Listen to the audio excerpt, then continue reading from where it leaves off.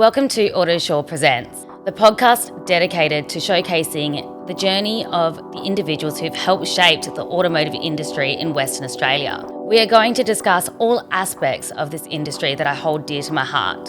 I'm your host, Kerri Mungar. Let's get into the episode.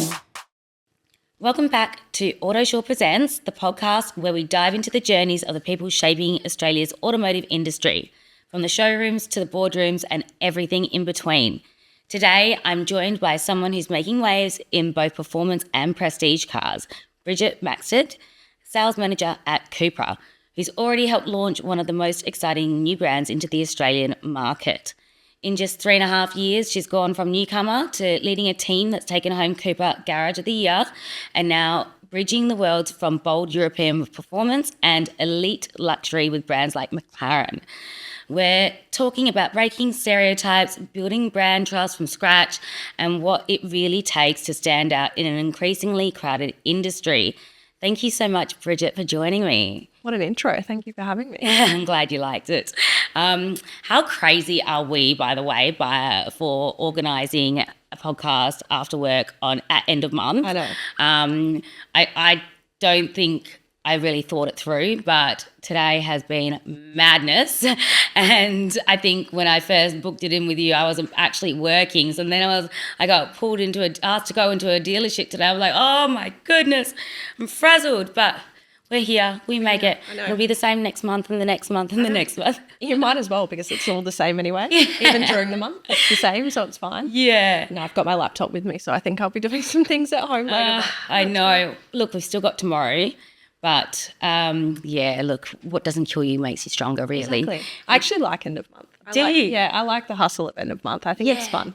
But end of month is sometimes middle of the month, start of the month, end of the month. It's all busy. Yeah, look, I'd much prefer to be in a busy yard than somewhere that's quiet. And, Absolutely. the energy of chaos kind of brings more sales in a way. So it There's keeps a momentum. you can't stop. You can't stop. You just you don't even have a minute to yourself, but it's good because the day goes a lot quicker too. It does. The long hours go quickly when you're busy. Yeah, exactly right. So for those who may not know you, how about you start off by telling us a little bit about your journey and how it's brought you to where you are now? Yeah, my entry into the car industry was sudden, and it was really random as well. I had finished studying and I was still working as a support worker, kind of not really sure what I was going to do next. My cousin actually works in the industry and has for a very long time, and I was just talking to him at like a family event, and I was like, I don't know what to do. Like, I just want a job. And he was like, oh, I'll talk to some people in the car industry. And initially he was like, don't do it. Don't work in the car industry. Why? I think I don't know. I think it was a bit of a different time for women, even, 5 years ago. Yeah. So he was like, yeah, don't do it. And I was like, oh no, ask someone for me and see what happens. And then I got a call from Cam, who you've had on the podcast before. Yeah. And he was like, look, this is what we're doing with CUPRA. And yeah, I had an interview with him while I was in Melbourne on a holiday. All right. And then he was like, yeah, you're perfect. And I was like, cool. And that was my entry into the car industry. So it was sudden, but it was, I had no idea what I was getting myself into. And then here we are. Well, look, Cam's obviously very good at picking people and seeing things in people, even if they don't have experience. He can see, beyond that. And obviously he's saw something and it's absolutely worked out because here you are still now. Yeah. And so, like, with the aged care, I mean, what made you decide you didn't want to go down that route anymore? I think it was always just a job for me out of high school. I was doing it while I was studying as well, and it was flexible hours. It paid really well for someone that didn't necessarily have any qualifications, and I think the main thing for me was it was really flexible. Yeah.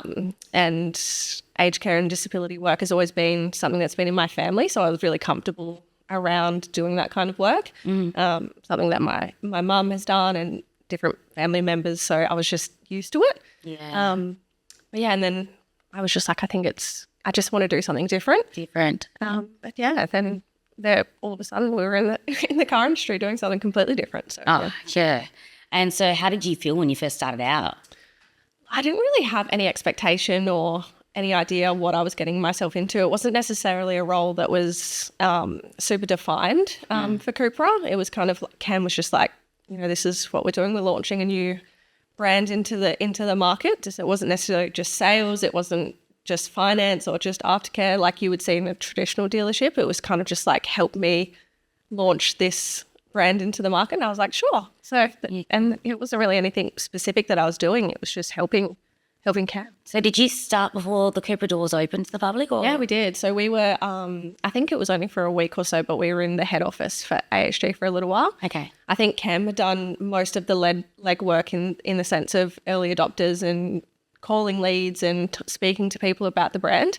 But then I think it was, we were at head office for about a week, and then we flew to Sydney for a launch for CUPRA. Yeah. And then, the doors opened and we had no cars, we had no furniture. It was right. We were just waiting for our cars to arrive, and that was it really. Yeah, right. So, and, I think that CUPRA is quite a niche brand. Yeah.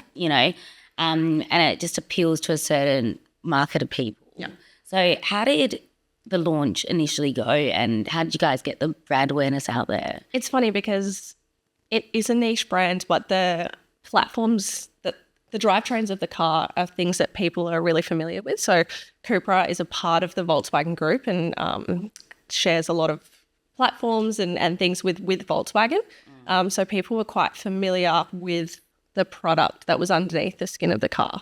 So there were plenty of people that knew about the vehicles and were really keen for them to come into Australia. But you're right, it is a niche brand, and it's definitely broadened over the past 3.5 years. Yeah.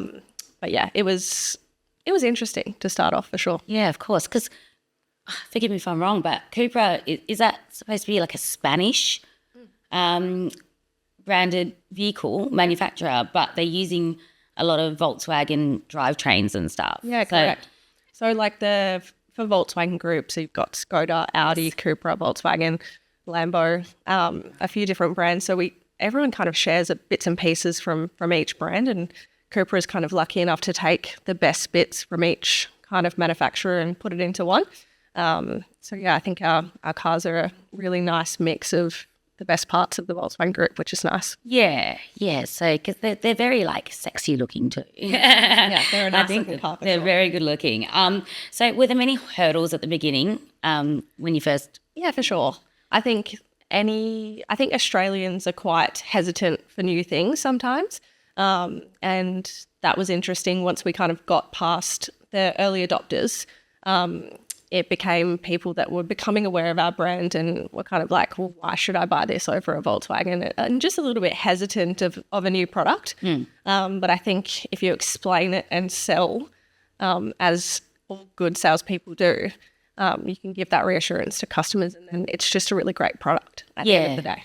Yeah, it's just more about, it's unknown, so it's more about educating people. And then once they have a better understanding of what the quality is like, where it comes from, and, they tend to come around, but it's more so the lack of education, I'd say. Yeah, absolutely. On it, that drives a bit of fear. Yeah, for sure. I think that was our job, or still is our job. Yeah. Working at CUPRA is to educate our customers. It's obviously a bit more well known now. Yeah. But initially it was just educating and giving people information on what the car was.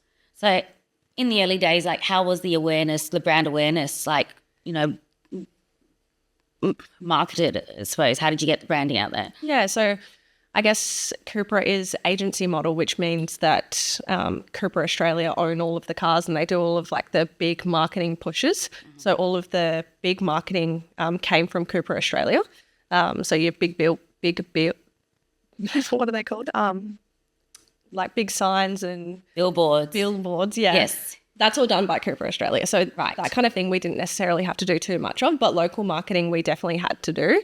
Yeah. So, using Facebook ads and Instagram ads and targeting different audiences was up to us, car sales ads and, those kind of things. But it was also just driving them and having them out on the roads was enough as well. Yes. I remember when I first drove a Formentor on the road. I was parked up next to someone and they literally reversed backwards to try and see the logo. Yeah. And then did their window down. I was like, what is that? And so there was a lot of that, and there still is now. But yeah, that was all we really needed to do initially, really, was just to have the cars out there.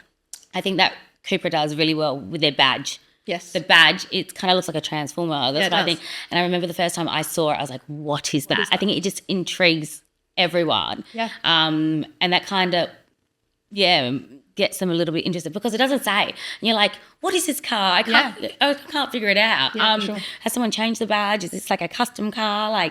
So I think they did really well by choosing the badge they did, and it's that rosy gold colour. Yep. It's stunning. So what, with the initial response from the public, obviously being a bit scared, do you find that it's changed over time? Yeah, absolutely. I think, like I said before, the early adopters were really passionate about the brand. They knew a lot about the cars, and they were just really keen to get their hands on them. And then the early adopters kind of faded away, and then we were, trying to push marketing to get more customers in the door. And now, current day, there's still people that aren't too familiar with our brand, but it's less so those really passionate customers and more so just about vehicles that work for different people, like any other manufacturer would be.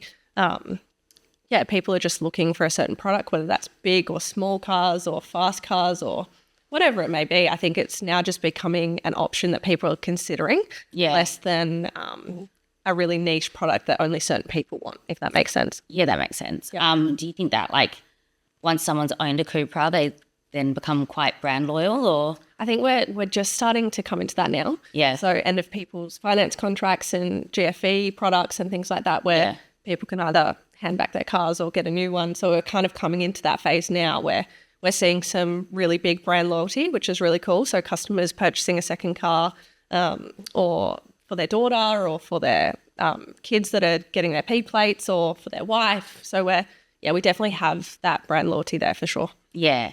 And because you mentioned earlier that it was an agency model, I guess not everyone knows how an agency model works compared to another dealership, and Honda, Mercedes. I think Toyota does it over in New Zealand, but can you explain a little bit more about an agency model and how it works? Yeah, so I guess it gives the customer a lot of transparency. So in technical terms, the manufacturer owns the vehicle. So if they're at the dealership and they're unsold, the manufacturer owns that car, whereas at a traditional dealership, the dealership would own the vehicle. And they've got holding yards, either stock on the yard or over somewhere else. And that also means that the dealership can set the price wherever they like, technically. But agency, the price is set by the manufacturer, so there's no room to move or negotiate on new cars. So some people like it, some people don't. Old school people that come in and try and negotiate on new cars, and it's not necessarily something that we can do on new cars, but demos and things like that we can, obviously, because we own the car. But I think it's good for us in the sense that it gives everyone transparency. All the cars cost the same in different states, and it's, So regardless of the on-road costs? Yeah, regardless of on-road costs. I mean, it differs in some different states because the on-road costs are slightly different. EVs are slightly different as well. But for our petrol vehicles and ICE vehicles, they're all the same across the country. Okay, cool. Yeah, I think it's so funny because you just kind of made something pop into my head that I'd forgotten about. I'd seen years ago that apparently, when car sales first began here, there was no negotiation, right? And then one day, this guy, I cannot remember his name, but I'm sure that someone listening would be able to say it. But he put a commercial up, and was it Phoenix or something? He said, "Come twist my arm for a deal." Yeah. And that's what kind of sparked negotiation on cars. Yeah. So it never used to be a thing. It's like Woolworths. You go put your thing in the basket and you go to the checkout and you pay for it. Yeah. And then all of a sudden this one man said, "Come twist my arm for a deal." And then now that's what you do with cars, and that's the customer expectation. Yep. I can't pay that. Yep. And I think that with the agency model, when it first came out, a lot of salespeople were quite scared because they're like, people don't like this, blah, blah, blah, blah. And I think that the manufacturer's viewpoint behind it is a lot of consumers do find the car buying experience quite stressful. Yep. And, everyone feels like they're getting ripped off and, they could have got a better deal elsewhere, but it's not like they can go to another CUPRA dealership and get another a lower price because it's all set price to be fair for every single buyer. Yep. And also they can't go to another CUPRA dealership in Perth because you guys are the only one. But other than that, that's kind of like how I think Honda saw it. It was more about the customer experience and taking away what they saw as the most friction, part of the experience, because everyone likes going on the test drive. Everyone's happy and you sit down at the desk and you start talking numbers and they change. Yeah, exactly. It's the fear sets in. They're like, so I think that, Toyota has been doing it in New Zealand for a very long time and it works quite well there. And a lot of people said when Mercedes first started doing it, it wasn't going to work. And you still see people buying Mercedes, to be honest. And I guess once the buyer becomes educated and they know there is no better deal, we are looking after you. Yeah. But I just think that because of negotiation being around for so long, they just think that you're just retaining all your gross. Yeah, absolutely. Being fair and, so is that something you feel like you have to overcome? Not really. We definitely have people that still ask the question once we come back from test drive and, it's usually kind of the older generation that will ask those questions and try and negotiate, and we just say, look, this is how it works, and we explain the agency model a little bit to make it make sense a little bit more. But we don't seem to have too many objections when it comes to that there's no negotiating, and if they really do want to negotiate, we offer, there are demo vehicles available for sale. But not really. I think people take it pretty well. Yeah, okay, that's good. So with CUPRA's brand positioning currently and for the future, can you tell me a little bit more about it? Yeah, I think CUPRA definitely are looking to go electric as some brands are. Fully Electric. I think their plan was for 2030, but I think they've pushed that back a little bit. We have some new models coming into the country at the moment, so a few bigger cars, which will be nice for our customers because we haven't had an option for kind of a bigger car that works for Australian families and what people want in especially WA. I feel like bigger cars are something that people are looking for. But in terms of where they see themselves in the Australian market, they're definitely here to stay, that's for sure. And they've put a lot of effort into making that very well known. Mm-hmm. But new models are still incoming, facelifts are still incoming. So I think they're definitely looking towards the future in Australia and what best suits the Australian market, which is great for us. Yeah. So who would you say their biggest competitors or who people would compare CUPRA to? It's a hard question because we've seen so many different trade-ins come in, and you would kind of think that the easy answer to that question is Volkswagen, Skoda, Audi. But we see everything. We see Toyota, we see Mercedes, we see. So people are saying, I'm looking at a Toyota and a CUPRA and a Merc. Yeah, I feel like it's changed in the last year and a half or so, where people had a few different cars that they were looking at. But now I find that people are looking at all types of different things. And there's so many options on the market these days. Right. There's so many different cars, so many different brands and different price points for similar cars with, Chinese products coming in that are really competitively priced, that are packed full of technology. And then, our cars that are European and a different build quality, but maybe less technology. So it's weighing up what's important to that customer. But we have, so many different competitors. Yeah, sure. And so if you're going to describe a CUPRA customer, what would they be like? Yeah, it's funny because the demographic, there's not a really specific demographic for CUPRA. But I think how CUPRA likes to see it is that it's more so a mindset for CUPRA customers and less than a demographic. So I think that people that want to own CUPRAs are usually want something a bit different. Yeah. They have a progressive mindset and something that they're just excited about driving. CUPRA are very focused on the driving experience and that being a nice experience instead of it being too autonomous or the car doing too much for you. I think that the CUPRA customer definitely enjoys driving and enjoys a nice looking car inside and out. Yeah, and do you think that, say if we're going to generalise and say as a majority, there's a certain age range, or is it quite broad? It's really broad. Right. Yeah, we have P-platers buying our cars. We've literally had an 84-year-old buy one of our cars and everything in between. So, there's no real set demographic, but like I said before, that kind of progressive mindset even for, our 84-year-old customer that's really keen to try something new and really loves the styling of a CUPRA to, a P-plater that wants a fast car. Yeah. Cool. So yeah. it's definitely more so a mindset and people being like, yeah, I'll try something new. So yeah, it's really cool. Oh, that's awesome. You must meet some pretty interesting people. Yeah, the whole range of people. Yeah. And I guess, so how does the CUPRA showroom experience differ to like traditional showrooms? I mean, you've experienced it. I have. That's why I'm asking, so everyone else can understand. Yeah, for sure. I think it's definitely different than a traditional dealership. You're not necessarily going into an office ever.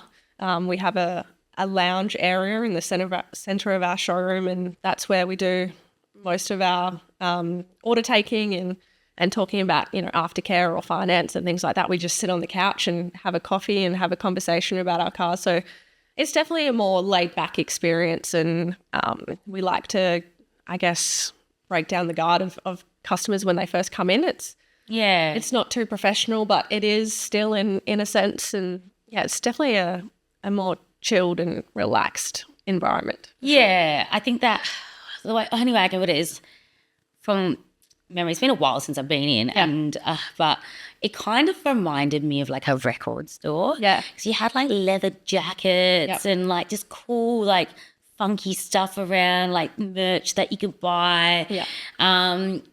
Yeah, it's very kind of like, what would you call it? Like alternative? Yeah, for sure. Yeah, so definitely different. Like CUPRA does sell handbags and collabs with lighting companies and shoes. Lighting? Yeah, we've got like this little it's like a battery charged light that you can just turn on. But yeah, there's lights, there's bags, there's shoes, there's shirts, there's sunglasses, there's, all different types of things. So I think they like to not just be a car brand, but like a lifestyle brand as well. I think that's a good way to describe it. It's just a lifestyle. Do you find many customers who buy the cars buy the merch as well? Yeah, for sure. Yeah. I mean, for our really nice customers, we give them free merch, which is majority of them, to be honest. Yeah. But yeah, we've definitely had customers like go through our parts department to order all different kinds of like sunglasses and shoes and hats and bags, and for sure. I remember when I was at Mazda, people always asked me for umbrellas. Yep. They wanted umbrellas. And I don't think we did umbrellas. We gave them certain other things. I was like, we don't do umbrellas. Like, well, Mercedes gave us an umbrella when we bought a car. And I was like, oh gosh, I didn't know that you wanted to rep Mazda so much. I'm sorry. We'll get them in for you. But yeah, so like I think that obviously that shows it's a kind of like a brand that people can be proud of, and they want to for sure kind of flaunt the fact that they've got one. They're like, this little I got it when I bought my car. Yeah. Absolutely. So like it's kind of like it's a very proud kind of brand. I think that's what I get from it anyway. Yeah. So it's definitely like a bit of a family kind of vibe. Yeah. We still have customers that come into the dealership, years after getting their car and just sit down and have a coffee, and sometimes it's good timing, sometimes it's really bad timing because you're so busy. But it's definitely a different vibe than a normal dealership, which is great. Yeah. So why do CUPRA call their dealerships garages? And I think it's just more chilled. Yeah. A dealership, or I think it's just the terminology. Maybe instead of saying welcome to the dealership, we just say welcome to the CUPRA garage, or we'll meet you at the garage, or I don't know. I think it's and maybe it's like taking that stress word away, like dealership. Like, people correlate that word with a scary place. Yeah. But I think it's just to break down a barrier. It's just a garage. Yeah. It's just a relaxed place. I had someone tell me, and I've had a similar experience recently as well. Like I was reliefing at a yard, and the girl comes through with her dad. Like her dad had to fly in from somewhere to come help her buy a car. She'd crashed a car months ago, and she had so much anxiety about coming into the dealership. Yeah. And then they came in and they bought the car, and by the time she got into my office, I could just see she was a nervous wreck. She's just it'd been so overwhelmed, like, all of that. And she was like a shell, and she didn't want to speak to me. And she's like, I'm sorry, I just can't do this. I just can't. And she stormed out. And her dad had to come in and say, look, I'm really, really sorry. She's just not, like, this kind of experience is just too daunting for her. Yeah. It can be stressful. look, it's unfortunate if someone's had a bad experience elsewhere and that tarnishes their view on the industry, on the word dealership for life, right? And now every dealership is a bad thing. Terrifying It's place. terrifying and you literally brings people to tears. I don't think, like, I remember years ago, I had a guy, back when I was selling cars, went on a test drive. He was having so much fun. I got into my desk and I was like, alrighty, yeah, happy to go ahead. Let's place an order. He was cool until I put the contract in front of him. And he was like, oh, my hat. I left my hat in the car. I have to go get my hat. And he jumped in the car and he drove off. Never came back.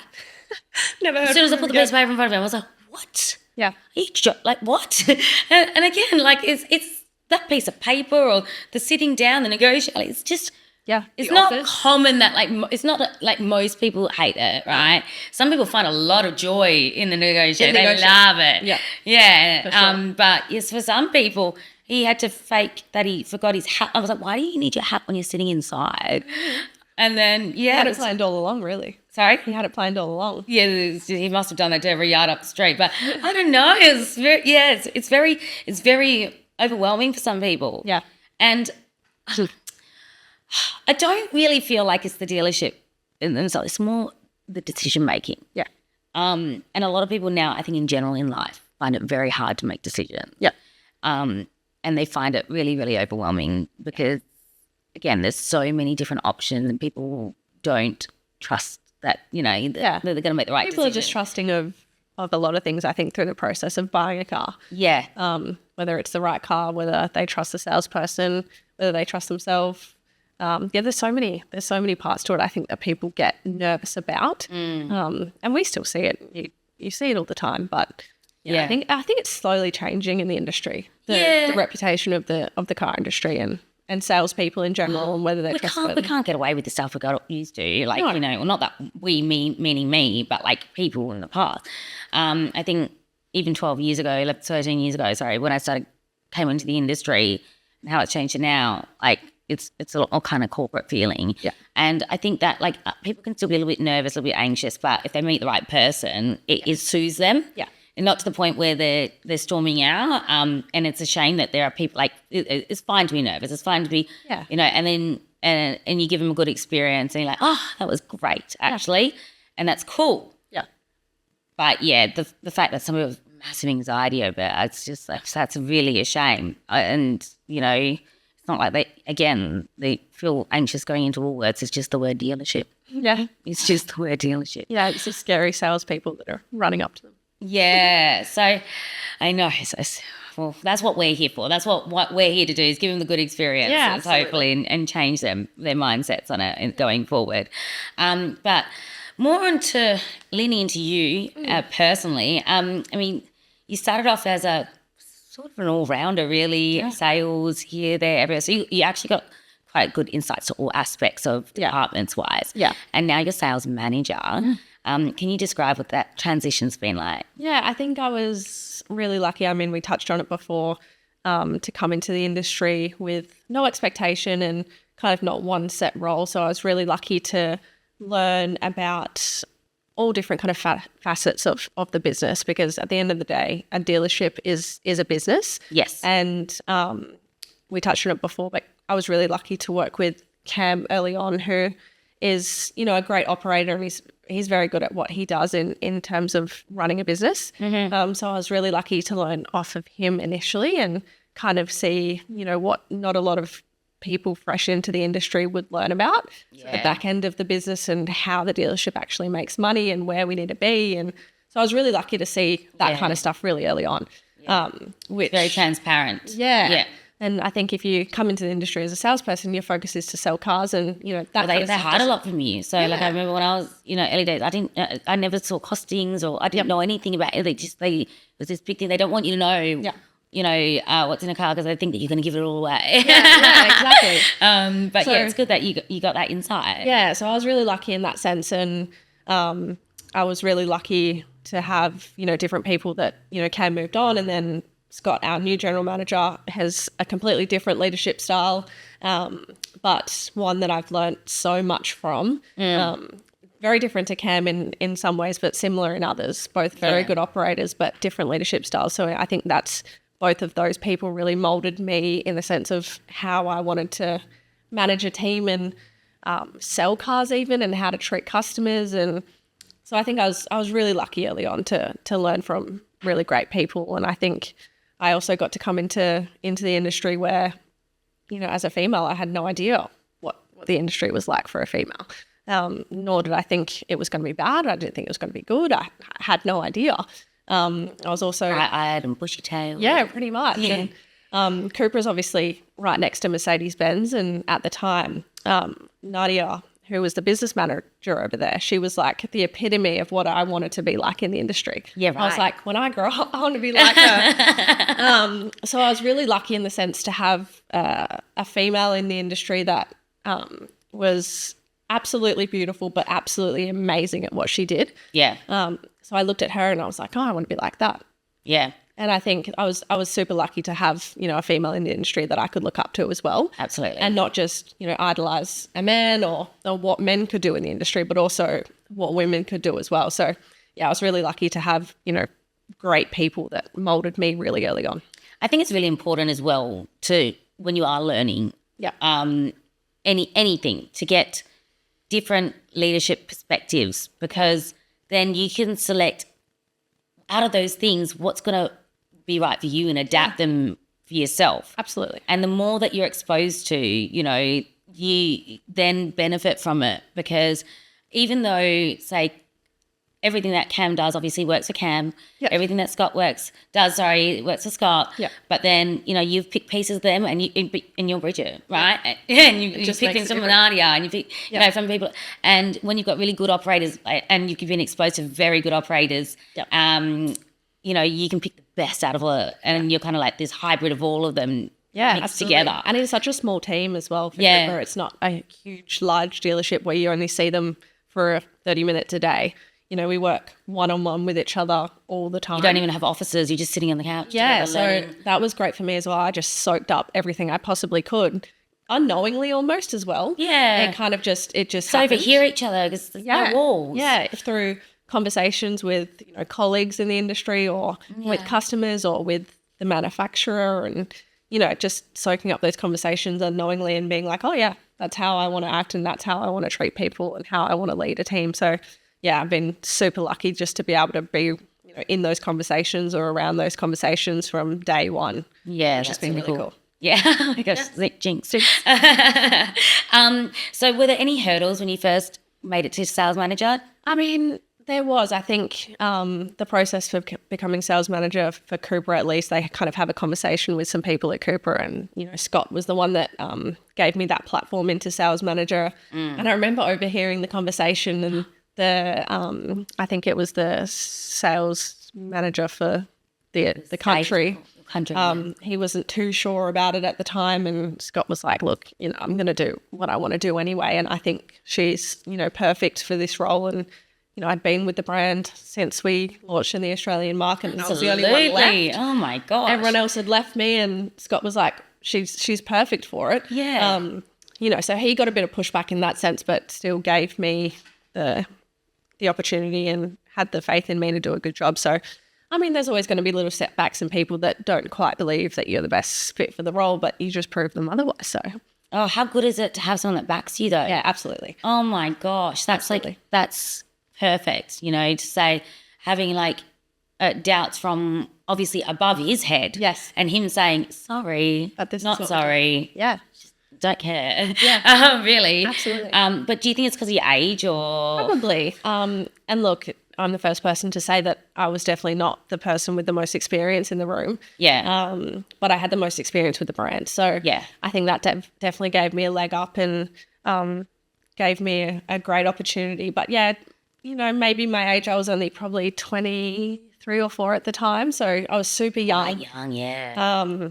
And yeah, you know, I think it's a mix of a lot of things, my age, my experience, that kind of thing. So how did the rest of the team though, like react when they found out that no issues at all. No issues. No issues at all. And I think that's the great thing about CUPRA is that, you know, we're like all best friends really, like a little best friend group that just gets to work with each other. Yeah. And you know what it's like. It's so many hours in the industry that you're spending with these people. And when it's a small team, you don't really have much of a choice but just to be friends with each other. Yeah. And we're lucky enough that we all get along super well. That's so good. But yeah, it was really good. But I guess like to work for a brand like CUPRA, just like your customers, you have to be open-minded and a bit progressive, like you said. So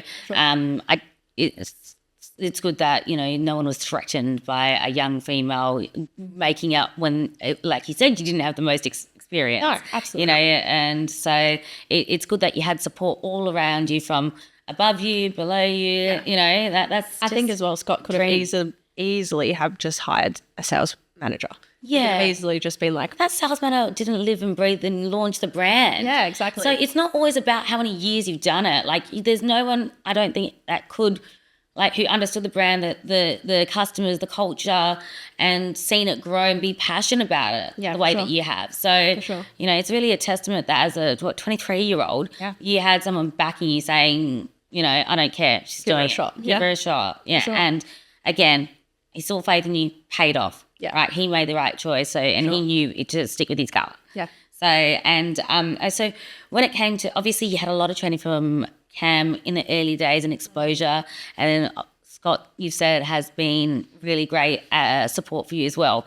So, like, if you break down kind of like what the training you was that you had for sales and management, like. Yeah, I think CUPRA do a really good job of giving product-based training. Yeah. So usually there's a lot of training going over to Sydney and doing, whenever we have a new model launch, we'll always be over there with their product team learning the ins and outs of the product so that we can relay that back to customers. So they do a really good job of product training. I think sales training, I learned most of it just being in the dealership. I think the sales process for CUPRA, there's still those fundamentals of the sales process. But it's also a little different to how you would usually do it as well. So we kind of made it up as we went initially, to be honest, because, you know, Cam wanted it to be different to what he had always known. The traditional way of kind of selling a car, which it had to be. But yeah, there's still that fundamental of the sales process in, you know, qualifying the customer and doing a trade-in evaluation and all those kind of normal things in a sales process, but just tweaked a little bit differently. So I think we kind of learned as we went. Management, training, I think I just kind of winged it initially. Single swim. Yeah, single swim kind of swam. Yeah, and I just tried to soak up as much as I could from everyone. But I think I've just learned as I've gone. I've definitely made mistakes. You don't learn unless you make mistakes. Yeah, for sure. But I think I've just learned as I've gone and tried to do the best job as I possibly can. Yeah, so how long have you been in the sales manager role now? Probably nearly 2 years, coming up to 2 years maybe. Wow. Yeah. Wow. So now you're established sales manager. Yeah, now we're experienced. Experience. That's so cool. And so like with your team and their performance and stuff, how do you drive that? I think it's really easy to drive the performance in a small team. I think because we're always talking to each other, we're always talking about each customer that's come in. We're talking about what we can do to get that deal done, or to get that aftercare on that car, or to get a finance contract on it. Or it's super easy to know that everything that's going on in your dealership is going on how you would want it to. Yeah. But you know, there's always times where there's a lack of motivation and there's not as many leads coming through, or we're not getting as many walk-ins as that we usually would. And, you know, there's always ebbs and flows in our industry. What do you do in those times and the motivation's a bit lower? I think it's just about resetting, going through every possible lead, seeing if we can find anything. And, you know, as soon as you get that one deal, usually there's a flow-on effect. Yeah. So I think in those kind of lulls, it's important to domino effect. Yeah, as it's just important to do absolutely everything we can to shift that momentum. Yeah. And that usually will click back motivation pretty quickly. Yeah, of course. So I can't remember if this is right, but because obviously I used to visit you guys when I was doing the BDM role for Schmick. Yeah. And tell me if I'm wrong, but you guys don't have like individual deals. You don't have a board. Is it just all the deals is everyone's? Yeah, pretty much, yeah. So it's not like everyone's got a target per month. It's just we're all working for the ultimate goal. Is that right? Exactly, yeah. Yeah. So it definitely is a shift in the dealership when it's not, kind of people competing with each other and salespeople competing with each other. Like people definitely have their own customers that they deal with, but it's always that everyone will help when necessary. But yeah, you're right. There's no kind of sales board or anything that we're competing with each other with. It's just, it's a team effort for sure. And I think that makes it a nicer environment. Yeah, that definitely shifts the culture because say if someone's delivery came in and they're out on a test drive, sometimes people will be like, make them sit down and wait until the salespeople comes back and be like, oh, that's not my customer, I'm not dealing with it or whatever. But I guess when you take away, the pressure of the monthly KPIs, well, there's still obviously KPIs. There is, yeah. But there is, an incentive that the whole garage gets their KPI, which makes really the teamwork makes the dream work mantra work. Yeah, absolutely. And I think it's led us to be really successful in that way where we just all work together instead of working against each other to then work together. Like it seems a little bit backwards in that sense where, in traditional dealerships, people are working against each other for a common goal. Like that seems odd. Yeah. But it does make sense in bigger dealerships where things are worked differently, people are paid differently and, that kind of thing. So it's all relative to the dealership. But for CUPRA, it's a team effort for sure. Yeah. I can't believe I remembered that from all that. I don't remember how long ago that was, but I just it popped up in my brain. So, like, do you provide like coaching and training inside? Yeah, for sure. I think working for Eagers, they provide that support for us as well, and that's definitely a benefit of working for a big company like Eagers Automotive, is we have that support all the time if we need it. There's always sales training that salespeople can go to, and but I think it's just a constant conversation in the dealership as well, which is the best part about it is Shay, my salesperson, will always come into me and be like, this is how this went. Should I have said something different, or should I have done something different on the test drive? Should I have started with something different? Or it's just a constant conversation. I think we're always learning, and our customers are our best learning tool because everyone's different. So you'll learn a different thing from every single customer. Yes. And you'll go, I'll use that next time, or I'll think about that next time, or I'll treat that person differently next time, or whatever it may be. You're always learning. Yeah, for sure. And so you mentioned earlier as well that when you came into the industry, you didn't know, what it would be like to be a female or like, a male or whatever it may be. I mean, have you faced any challenges, do you think, being a female in the automotive industry? Sure. I think nothing crazy. No horror stories as of yet.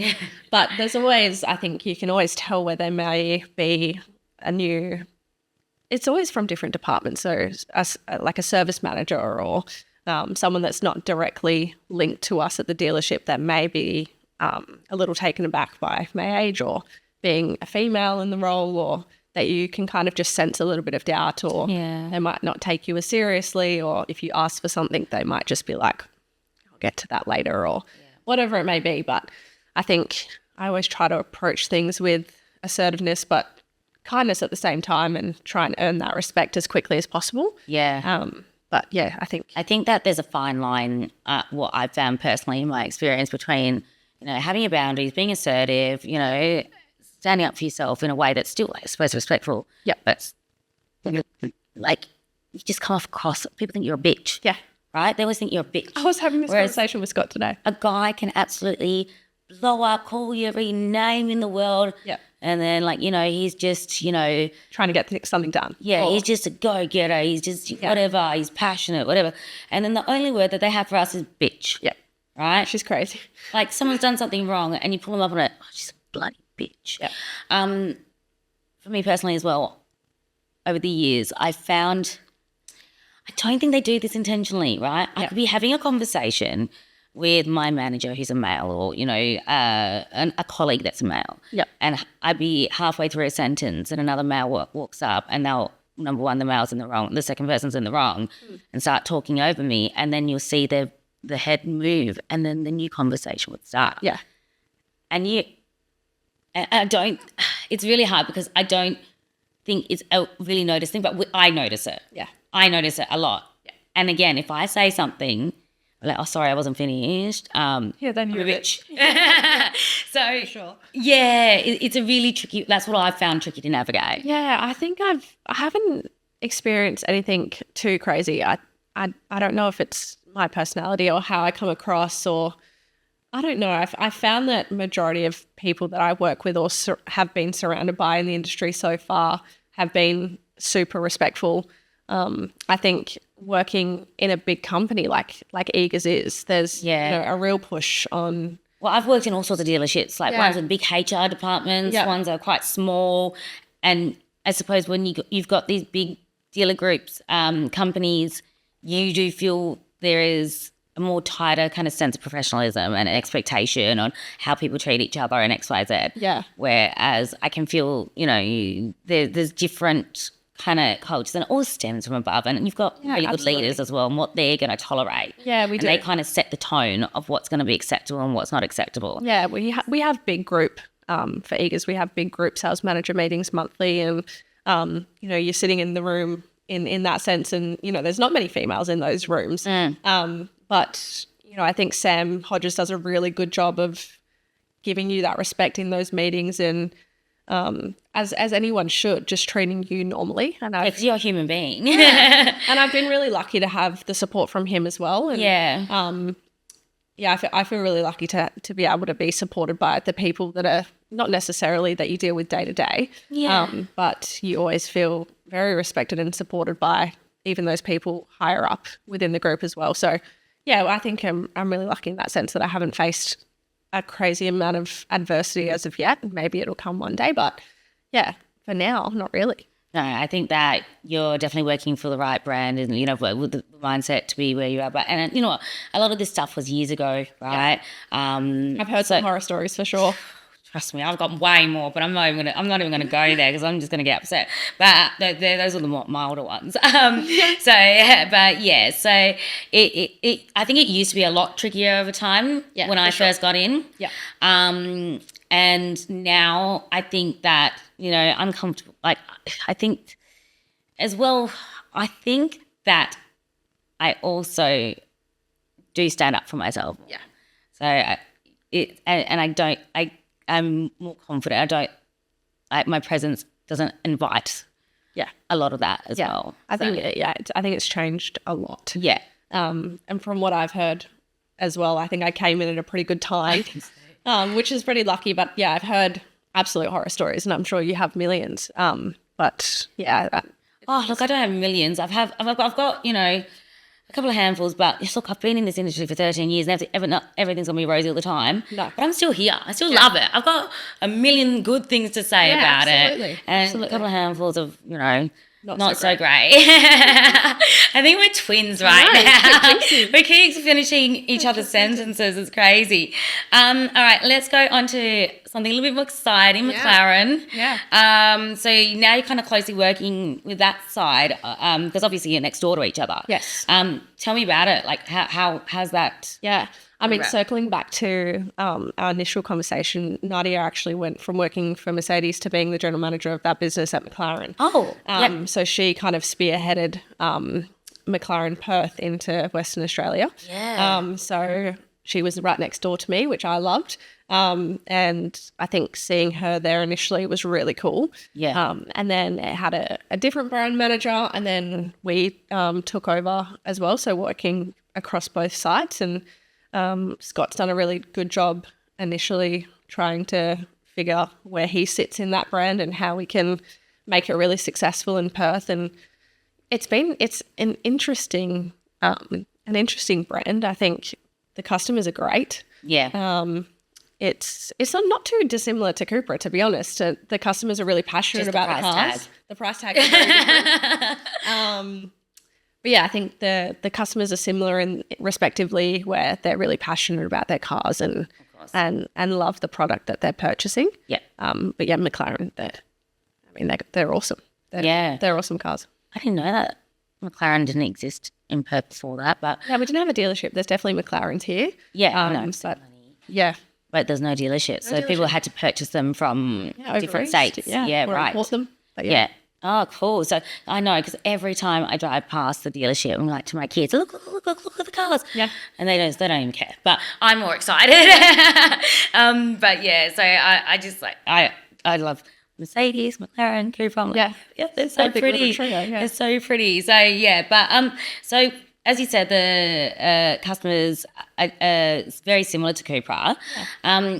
Do you think that McLaren customers are very brand loyal and they kind of know exactly what they want when they walk in? Yeah, for sure. I think if you're in that caliber to be purchasing one of those vehicles, you definitely know, one, what you're looking at, and two, what you want. Mm-hmm. It's very rare that we do test drives, which people find really surprising. But yeah, if you're looking at one of those cars, you've either driven one before, or you know exactly what you're buying. So the customers are very similar in that sense, where they absolutely love the brand or they just love supercars. So yes, yeah, so it's definitely one of the two for sure. Yeah, so they're either McLaren only or they've just got a huge collection. They want one. Yeah, well, they just really love a performance supercar. So yeah. So do you think that the sale process on a McLaren is longer or shorter?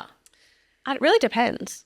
It can be really quick, or it can be a slower process. It's a bit of both. You get both. Yeah, but you kind of get customers, they're like, I want this in this colour with these seats and this, that. And like, so they kind of come in with all the information. They already know like what it is. And you can't go, oh, we don't have that colour, but would you consider that? No. You know, like we don't get that much. Really? No. So you can factory order from McLaren. And then we have quite a bit of stock as well that people can purchase also. So there's never really one of the same McLaren in the country. So different dealerships will usually always have very differently spec'd vehicles. So it's very specific to the customer. They may want a certain colour or a certain thing, and they could factory order it, or they could just purchase what stock there is available. And it's usually the stock that the people will purchase. Oh, they'll pick up something from the showroom because they don't want to wait. Sure. I think we've probably placed 1 or 2 factory orders. But how long does a factory order take for a McLaren? Maybe 5-ish, 6-ish months. Oh, depending. I thought you were going to say years or something. No, nothing that crazy. Oh, right. That's actually not that bad. I thought it would be a lot longer. I don't know why. Yeah. It's cheaper to build a McLaren than to build a house. So, I mean, not cheaper, sorry. Quicker, sorry. For some reason, I just thought that, well, it's coming from another country and it's starting from scratch and customise everything. Yeah. That's cool. So either way, but I know that you've got some gorgeous cars and they really pop even from the street in the showroom. So they definitely captivate my attention. Do you think that the psychology of a McLaren buyer is different to a normal car buyer? Not really. No. I think they definitely know what they like and what they want. But I think that I found it surprising that the McLaren customers are really laid back. Yeah, right. They're really laid back, beautiful, friendly people. Yeah. I think the treatment of the customer may be slightly different in that sense. It's less qualifying, more just talking with the customer. You want to be probably a little bit extra professional and not ask too many questions and ask the right questions. And whereas with maybe a CUPRA customer, you'll ask about what they do for work or ask a lot of questions about their life. And maybe a McLaren customer doesn't necessarily want to talk too much about that, or maybe they do. Personal stuff. Yeah. So you kind of wait for them to tell you. Yeah, for sure. So I think it's definitely about networking, building relationships. A lot of our sales for our McLarens have come from a relationship we've built with a different McLaren customer. Yeah. Than some of their friends. Business. Yeah, that they've come and bought a car. So yeah, it's definitely maybe a slower burn in a sense, where you're doing a lot of networking and a lot of relationship building and that kind of thing. So yeah, I think it differs a little bit. But yeah, overall, it's pretty similar. Yeah. But I guess 90% of people kind of buy cars for practical reasons. Yeah. And I don't think that a McLaren's a very practical car. No. So that's probably how they differ. Yeah. They're not looking for practicality. Otherwise, they go buy a little SUV. But so it's not about that. It's about the drive, the feel. It's just having something different and being unique. And so they're obviously going to be different to a good portion of the buyers out there. But I guess in a personality sense, they're not. They're just cool people. Yeah, absolutely. Yeah. I think when it comes right down to it, it's all the same, where they're just normal people buying a very expensive car. So, yeah, exactly. But do you feel like there's more of an emotional connection? Yeah, for sure. I think it's a large purchase. Absolutely. No matter what way you spin it. But yeah, for sure. I think they love their cars. So it's a nice thing to see as well. People are really excited and really passionate, and I think that's the best part about it is seeing people take delivery of a absolutely beautiful car that they're really proud of and excited about. And they don't just love it. So some people love their car, but they love their cars, you know. And then some people don't buy cars that they don't even like just for a purpose. But you know, that's very different. So they're very passionate, I suppose, about the brand. And for sure. Yeah. So I mean, is there anything that I know you could tell us that we wouldn't normally expect about selling supercars, whether it's glamorous, not so glamorous, or there's nothing crazy. No? I feel like if you have worked in the car industry before, you know what it's like to sell a car. Yeah. Everyone knows what that process is like. And it's very similar selling supercars. Like I said before, it's a lot of network building, relationship building, which Scotty does a lot of.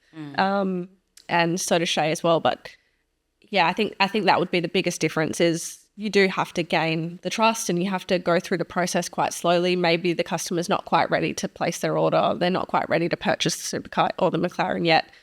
So it's a lot of, touching base and just chatting or inviting them to a McLaren event or a drive day or a track day, or so they can experience those things and then get that emotional attachment and then want to buy a car or something like that. But usually the process isn't too dissimilar to what it is for a normal car. Yeah. But the customers are obviously in a slightly different caliber to, a CUPRA customer. Yes.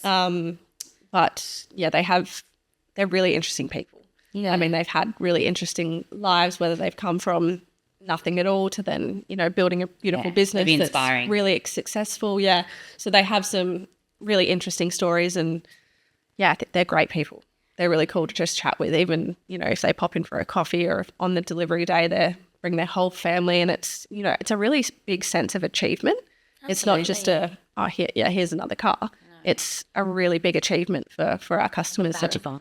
Yeah, absolutely. I've worked hard for this. Absolutely. Yeah. So it's a really product of people's achievement in their life, and to be a part of that is really cool. Yeah, and I guess, it's probably a big motivation for you walking in there every day, looking at them, thinking, oh my gosh. Maybe I'll buy one one day. Maybe I'll buy one day. I'm going to buy one. Yeah. You will buy one. Yeah. You're going to be so successful that you're going to be having that badge of honour too. Yeah. So they're really cool cars. Yeah, they're awesome. So do you do many like McLaren events and drive days and that? For sure. Yeah. There's quite a few, and we have a marketing manager that organises a lot of them, but on the day, it's really cool. We have, McLarens lined up Walpole Street, and, there could be anywhere between 13 to 25 McLarens, and, seeing all different kind of colours, all the different models and all the owners that come, and everyone just chats even if they don't know each other. And well, they've got something in common already. Absolutely.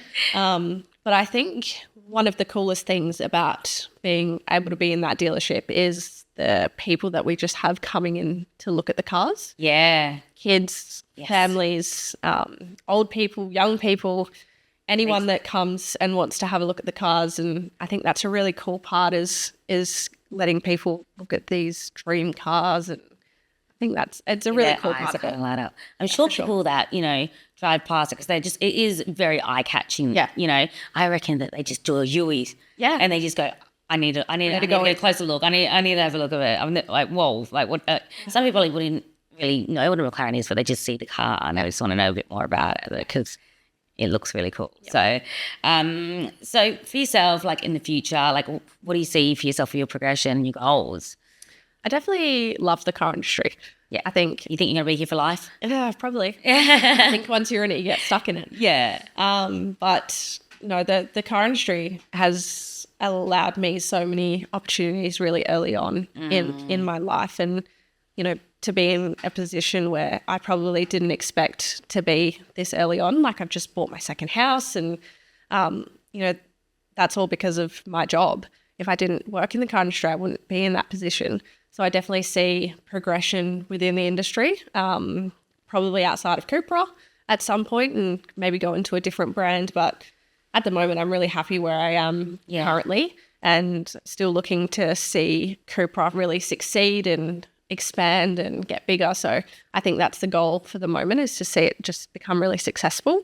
But yeah, who knows? I think it's really hard to predict. Anyone in the car industry would know that things can change really quickly. Absolutely. So who knows? Yeah. So I guess like you'd like to progress and, keep, striving to become better and push yourself. Yeah. It's great. Be a GM one day or a DP, who knows? Of course. Yeah, absolutely. I can see it. Yeah. And you know what? Like what you were saying about being passionate about the industry and so grateful for it is this is the thing that makes me so passionate about it. Like, so most kids, most young people with no qualifications can come in. Yeah. Right? And I've said this before and I'll say it again. You can come in, you work hard. Like, don't get me wrong, it's not easy. No. Like, but if you're driven and you're motivated and you're willing and open to learn, and you can be very successful. And it can set you up. You're on your second house, right? Who would have thought? Like you're doing better than all your friends, and you didn't have to get a degree. Yeah, like come on, like this is for all the lows and the stroppy customers and this and that, and it's worth it. Sure. It's so worth it, and it's a blessing that because everyone just falls into it. Yeah. There's no plan. No one plans it. No. We are lucky that somehow there was a hole in the road in front of us that let us drop into the car industry and then have a blissful life from it. So I'm this is what I love about it so much. I think my perspective of my career path has definitely changed over the last 3 years that I've been in the industry. I think when I used to tell people that I worked in the automotive industry, I'd almost be embarrassed of it a little bit because people's perception of the industry is, dodgy car salespeople and you rip people off and blah, blah, blah. But I think I've got to a position now where I'm so proud of the industry that I work in, the job that I do, how hard I work. And I think it's a super cool industry. It's super cool. It's really underrated. 100%. And misunderstood, I think. I agree. Yeah. I used to get it all the time as well. People... You tell them what you do for job, like, oh yeah, you like taking people, and it gets all really negative. Yeah, and I feel like I'd find myself defending it. Yeah, because I'd get not offended for myself, but offended for the industry. Yeah, and I'm like, dude, you're so wrong. Yeah, you're so wrong. You have no idea what you're talking about. Yeah. And then I'd start talking about like specs and stuff, like what car do you drive, and then I'll talk about what gearbox they have, and they're like, whoa, she actually knows some stuff. And then they're blown away. I'm like, told you it's great. But yeah, so like what are you doing for yourself to invest in your own growth and your own knowledge and progression? Yeah, I think definitely creating relationships with people around me. I think everyone knows it in the car industry. It's who you know, not what you know. Correct. So I think that's super important to me. Anyone that I come across or work with, I think that's really investing in your progression, is always just creating really good relationships with people in the industry. I think for now I'm just trying to enjoy it and just work hard, but also really enjoy my day-to-day and what I do at work. I don't think I'm thinking too much about career progression right now. Yeah. I'm just trying to do a really good job of where I'm at and seeing what comes of that in the future. Yes. I think we can really easily get stuck into thinking, I'm not happy where I am because I want to be over there. Yeah, and it's really common in the car industry for people to be thinking about what's next, and there's definitely a lot of, people that are doing that quite a bit and moving around, and which is fine because it's good to do also, to try different things and try different brands and things like that. But for now, I think I'm just trying to enjoy it. Yeah, for sure. And the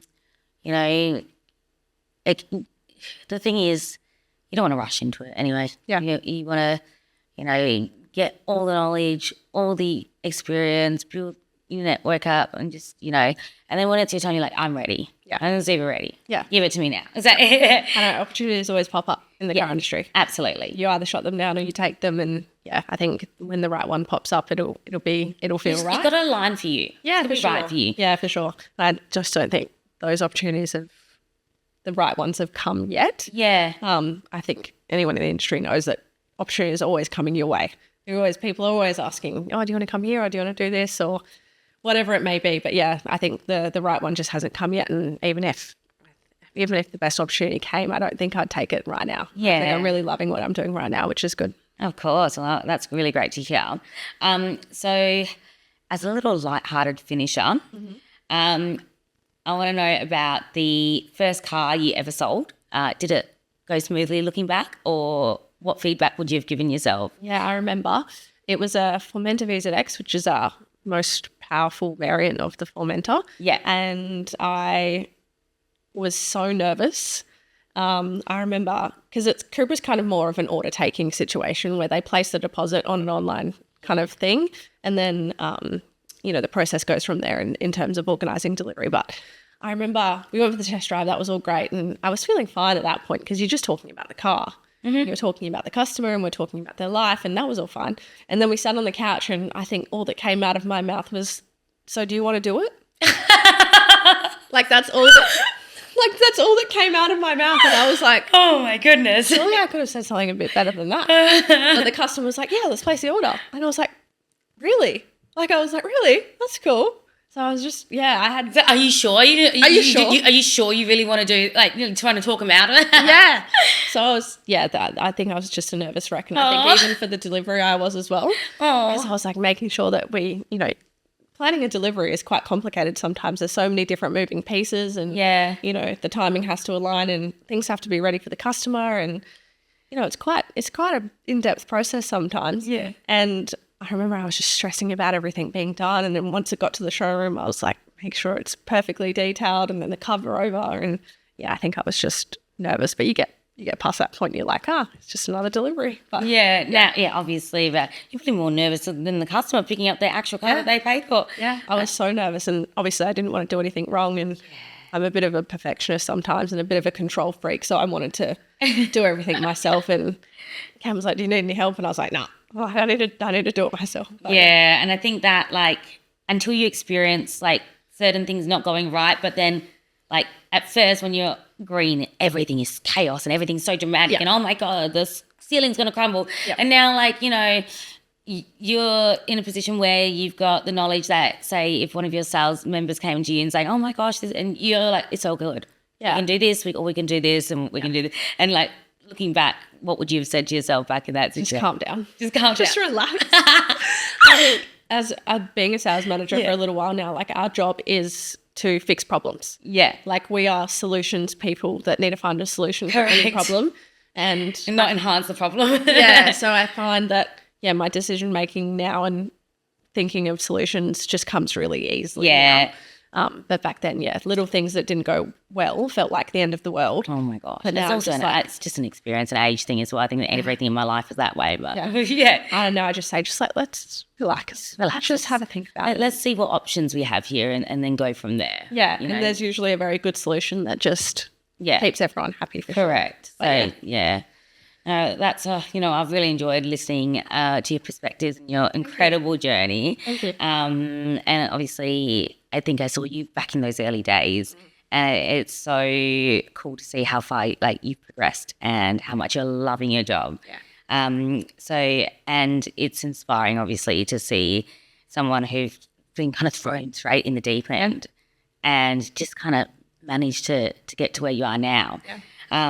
And I suppose a lot of people kind of feel the tough times and get defeated, but you didn't. So it's really refreshing. I mean, sometimes you get a little defeated, but you work through it. Yeah, for a day or two. And then you do a couple of deals. And then you get over it. And you get over it. But, I think that you've got an incredible journey ahead of you, and I can't wait to see, where the industry takes you. Yeah, another 3 years or so. Who knows? Who knows? You're going to be driving that McLaren. So, maybe. They're terrifying to drive. That's my hint. That's my secret to McLaren. They're terrifying. They have way too much power. And if you scratch anything, you're effed. So it's actually terrifying. Yeah. But they're fun. But I prefer looking at them than driving them myself, because I remember when I was at Honda and they had the NSX and I had to drive it around the block. I was just so terrified. Yeah, no. And I've driven a Lambo once as well, and I was just so scared of curbing it, scraping a rim or scraping the body kit. I was like, I can't, I'm going to have a panic attack. Yeah, I was having the panic attack from inside. Terrifying. I don't want it. I feel like you're sitting on the floor. Yeah. You're on the floor. Yeah. I can't see anything. I'm 4'11". Yeah. So I can't be in those cars. The seats work. don't go high enough. But anyway, we're getting sidetracked. Yeah. Thank you so much. No, thank you for coming in. And I wish you all the best, and I can't wait to hear. We'll have you on, in 3 years' time, see where you're at and where you progressed. And but I hope that the industry treats you very well. It already has, and you can be that supportive person like you've had yourself. Yeah. And I think the industry really needs that. Yeah, especially for it's so girls and women that have a good job. It's a great job. Yeah, absolutely. Look, I just want to, again, say a huge thank you to you and to everyone who tunes in to listen. If you enjoyed this chat, don't forget to follow the Autosure Presents podcast on Apple and Spotify, and the Autosure WA Instagram page for the reels. And as always, drop a like, comment, and share it with your mates in the industry who will appreciate hearing about this conversation. Thank you so much. Thank you.